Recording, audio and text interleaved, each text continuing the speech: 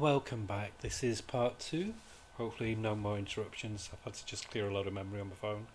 So, next up is Batman Gotham by Gaslight, The Kryptonian Age. This is by Andy Diggle and Leonardo Fernandez on artwork and colours by Dave Stewart. So, this is something about a year or two after the original Gotham by Gaslight. And this is a beautiful, beautiful comic. The artwork is just gorgeous. While he's not trying to impersonate Mike Mignola at all in the art style, he's got his own style. It's got that nice European sensibility to it, almost a bit like the 100 Bullets artist Eduardo Rousseau kind of style. But really, really nice. So it's moved the story on quite a little bit. Catwoman's come into her own now, and they're bringing in the Kryptonian side as well. So they're going to introduce some kind of Superman, I think, in the next few issues. So as you can see, so this opening salvo basically deals with a planned heist by Catwoman, and then so you don't really see Batman until the very end. And again, even then, it's just like a very small, almost like a cameo, and it's very masterfully done. Andy Diggle, I forgot what a good writer he is. Obviously, he did The Losers before that. He did quite a bit of. He was an editor for 2000 AD. And he did Green Arrow, where he was on the island, wasn't it? I think it was Green Arrow Year One. But yeah, this is a very satisfying read. $4.99, but it's 32 pages of story. And what I like about it as well, there is no ads, so you get an uninterrupted story. And it's just 4 pages of adverts at the back. 32 pages of story, beautiful artwork. I'm invested. I'm so pleased Elseworlds is back. I've done quite a bit of adjustments today on my pull list at my local comic shops, and I'll get into that after I've done as I'm going along here, so I'll mostly tell you which comics I might have stopped. So yeah, I'm carrying on with this. I'm invested with all the Elseworlds, and I'm really happy with that. 9 out of 10. Highly recommend it. Talk about highly recommending. This one's come back on my pull list. I stopped this for a bit, basically rested it, but I didn't get rid of it. And it's Batman and Robin. So I've got 9 and 10, so I'm up to date. So it's got the regular writer Joshua Williamson, DeMeo on some of the art, and then Sismeja doing some of the art as well. So it does throw you out a bit. I actually prefer his art to DeMeo, actually. I wish he'd been the regular artist. But yeah, I'm in. And it explains the mystery of Hush, who she is. And it basically seals the deal and her ties to... not Hush, she's Whisper, sorry, and her ties to Hush. And it expands on the mystery of Man-Bat, why he is how he is at the moment. And it gives a very satisfying conclusion to that storyline. And opens on the final page of issue 10, it leads into the next storyline. And I won't tell you what it is, because I just think I do encourage you to buy it. Initially, I was disappointed with this when it first came out, because it was $4.99, it was only 20 pages, but now it has, on average, you get about 24 story pages now, so that's not as bad. Yeah, 9 out of 10. Really glad I'm back on board with this. Really fun, enjoyable comic. If I do have to stop a Batman title, I'll be stopping Batman if Chip Zdarsky's carrying on the way he's doing, and this will become one of my Batman ones to go with Detective. So yeah, I do highly recommend that as well. Moving on to Marvel, we've got the final issue of Gods. I will say, artwork, beautiful as always. I am pleased they've stuck with the same artist. Story, what the fuck? Pardon French, but what the fuck? It feels like I've missed 10 issues. It suddenly leaps 100 years in the future, and all the straggling storylines from the past 7 issues haven't been satisfyingly concluded or wrapped up. I know they're hinting that it might come back in the letters page, but what the fuck? That could be years. Knowing how slow Hickman is at getting projects off the ground again, could be years. So this again has made me realise that I am still very frustrated with how Hickman writes. Fantastic concept guy. I know he's got a lot of fans and he does brilliant story concepts, but his execution is piss poor. His dialogue's meandering and boring, and it's clever for clever's sake when it's not clever. It's just pretentious. Whereas, like, say something like Neil Gaiman, his writing has a depth to it, and it flows and it makes sense and it builds into the story. This felt like waffly, shallow, hey look how clever I am, gimmicky nonsense. So I felt very let down with this issue, if you can't tell.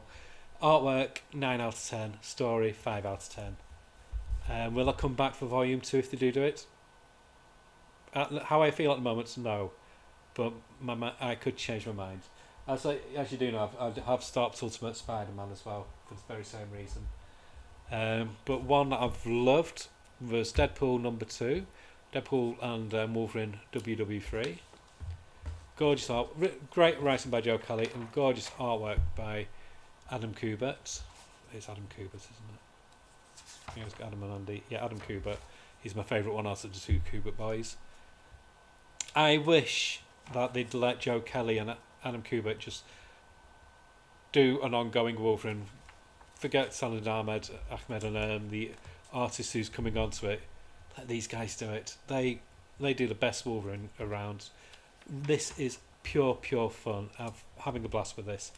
$4.99. I think there's about 26 or so pages, if not more, and it's good fun. It's one of the best Marvel comics out there at the moment. It's quite sad it's finishing in the next issue, but I've had a blast reading this.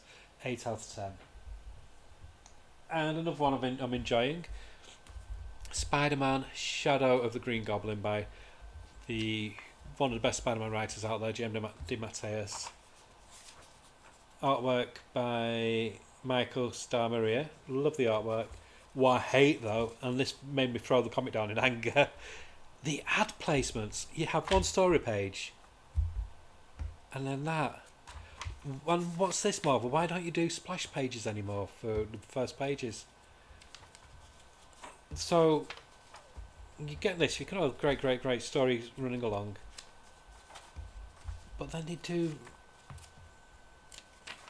just put ads in the strangest places, and it throws you out of the comic. But forget all that. This is like the story is still very strong. James DeMatteis really knows the voice of Peter Parker and the supporting cast, and this is a good untold tale of Spider-Man from his early years. I love the realistic portrayal he does about May. She's not just this sweet old lady.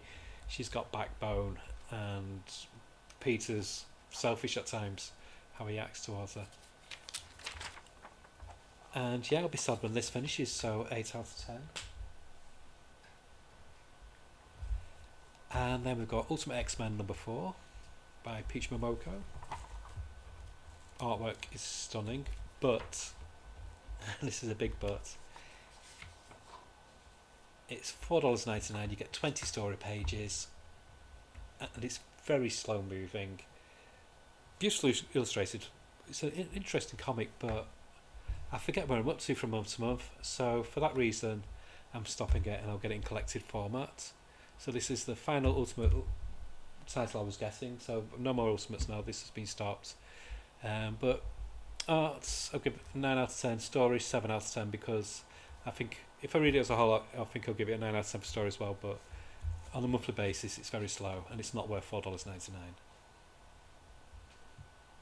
And another Marvel one, Ghost Rider Final Vengeance number 4. Really enjoying this story. It's a fun. This is as close as you can get to an exploitation or a grindhouse comic from Marvel.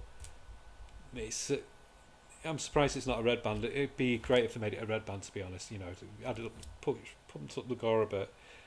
And the artwork by, is it Danny Kim? Some pages are really good. They've almost got like a Capullo flavour, and then the following page, it's god awful. It's like it's a different artist.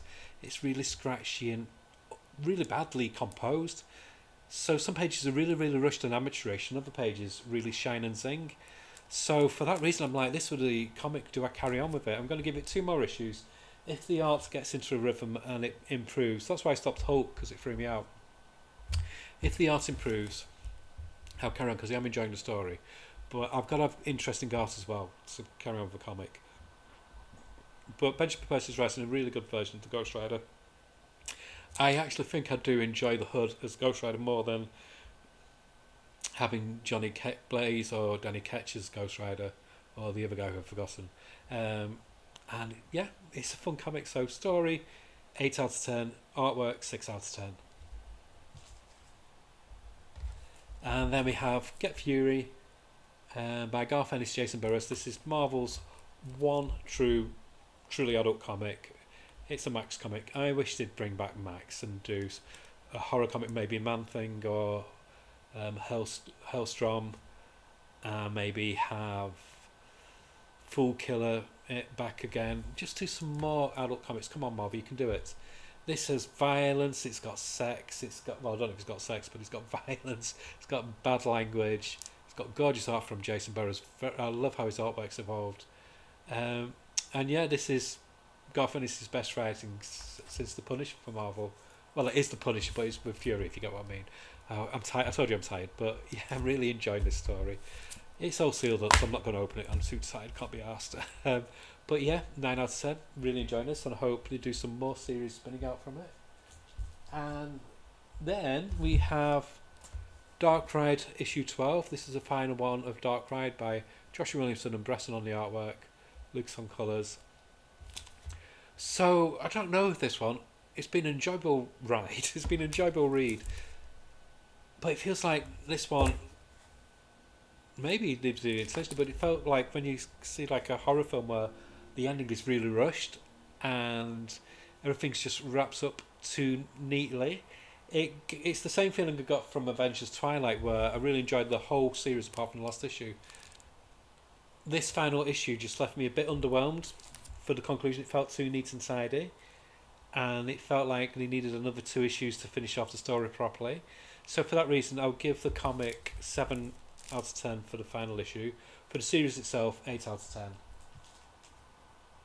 And then we have one of the best comics on the stands at the moment, Geiger, and this is number 3. Beautiful, beautiful artwork by Gary Frank. Great writing by Jeff Johnson. Beautiful colours by Brad Anderson. Geiger is how Marvel and DC wish their superhero comics could be.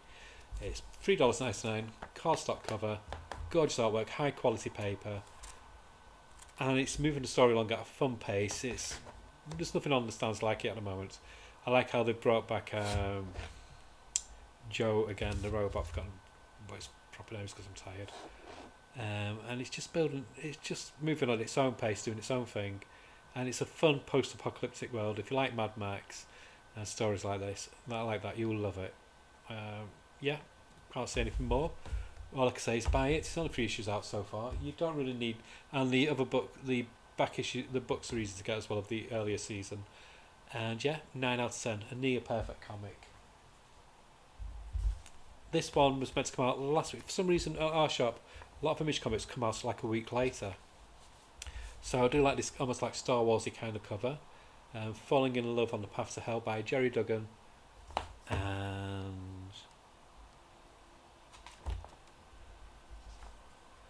Gary Brown doing the artwork and Chris O'Halloran on the colours. So this is basically samurai. It's about this gunslinger and this female samurai who are basically recounts the final stages of their lives, how they die. They're both doing one last violent act, and that's basically it. And it leads up to where they're both dying, and suddenly they get thrust into this strange, mysterious island that could be heaven, could be hell. Obviously, by the title, it could be hell, and that. So it's basically build up for the rest of the series, and it was fun. Really, really nice, fun art. Nice scratch sheet art, which I love that kind of style. Good blend of cowboy action and samurai action, so I'm all for that. So yeah, I would give this an 8 out of 10. I think this could become a really strong series. I was going to say something else about it, but my mind's gone blank. And finally, I caved in. This has been on the shelves for about a month now, but I caved in and got it, and it's The Blood Brothers Mother by Brian Azzarello, Eduardo Risson artwork. His art style's really changed because it's very painterly now, and I love that. I love how it's not just relying on black inks all the time. Very, very European album style. You can picture humanoids doing stuff like this. This is a fun, taut, savage western. It's like one of the Western films from the 70s, like Soldier Blue, that kind of thing, where it's kind of very raw, very visceral, and yeah, I really enjoyed it. I don't want to give too much away, because if you reveal, because initially you think it's from one person's point of view, but it turns out to be from another person's point of view, and that's part of the charm of the story, is the reveal as it moves along. But yeah, there's nothing quite like it on the stands. I love this format. It's like I love the Black Label oversized format. I know a lot of people say, ooh, because they bag them and board them. With these, I don't bag them because it's a graphic novel. It just goes perfectly on the shelf. I don't need it bag and boarding. It's as fine as it is. But yeah, this is going to be my book of the week, or book of the past 2 weeks, even though it came out 4 weeks ago, I think now. And I'm going to give that 10 out of 10, and I highly recommend it.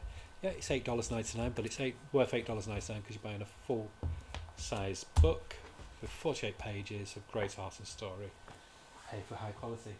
And just to give you a preview of one of the videos I'll be doing tomorrow, I'm going to be doing an overview of Scream, 40 Years of Scream, which was a 15-issue comic, which was a comic that came out in the mid-80s, only ran for 15 issues because there was public outcry about it.